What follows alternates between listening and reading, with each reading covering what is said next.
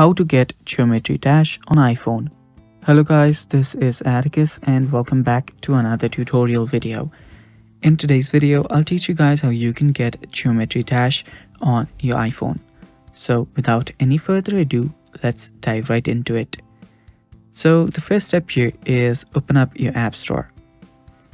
After you open up your App Store, head over to your search bar and search for Geometry Dash.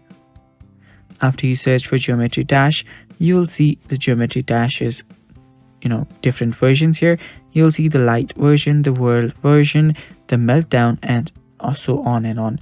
So simply tap on the one version that you want to get and then tap on the get button and simply install it.